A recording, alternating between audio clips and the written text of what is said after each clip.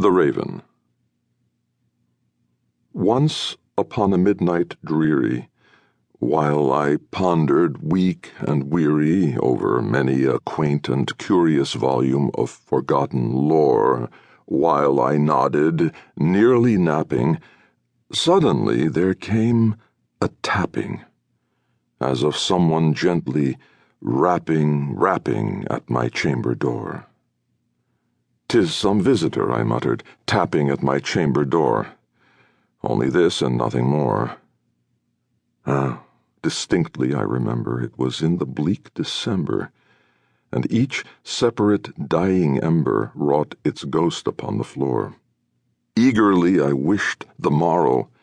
Vainly I had sought to borrow from my books surcease of sorrow for the lost Lenore, for the rare and radiant maiden whom the angels name Lenore, nameless here forevermore.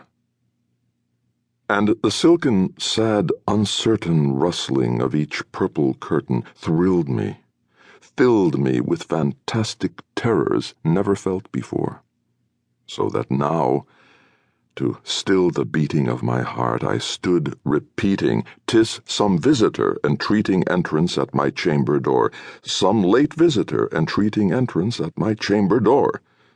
This it is, and nothing more." Presently my soul grew stronger, hesitating then no longer. "Sir," I said, "or Madam, truly your forgiveness I implore. But the fact is I was napping, and so gently you came rapping, and so faintly you came tapping at my chamber door, that I scarce was sure I heard you."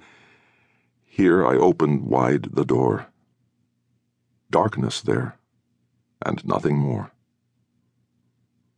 Deep into that darkness peering, long I stood there wondering, fearing, doubting, dreaming dreams no mortal ever dared to dream before.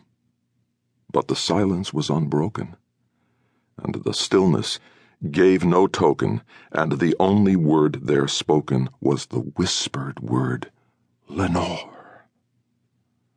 This I whispered, and an echo murmured back the word, "Lenore." Merely this, and nothing more. Back into the chamber turning, all my soul within me burning, soon again I heard a tapping somewhat louder than before. "Surely," said I, "surely that is something at my window lattice. Let me see, then, what thereat is, and this mystery explore. Let my heart be still a moment, and this mystery explore. 'Tis the wind, and nothing more." Open here I flung the shutter, when with many a flirt and flutter in there stepped a stately raven of the saintly days of yore. Not the least obeisance made he, not a minute stopped or stayed he, but with mien of lord or lady perched above my chamber door, perched upon a bust of Pallas just above my chamber door, perched and sat, and nothing more. Then this ebony bird, beguiling my sad fancy into smiling by the grave and stern decorum of the countenance it wore. "Though thy crest be shorn and shaven, thou," I said, "art sure no craven. Ghastly grim and ancient raven wandering from the nightly shore, tell me what thy lordly name is on the night's Plutonian shore." Quoth the raven, "Nevermore." Much I marvelled this ungainly fowl to hear discourse so plainly, though its answer little meaning, little relevancy bore.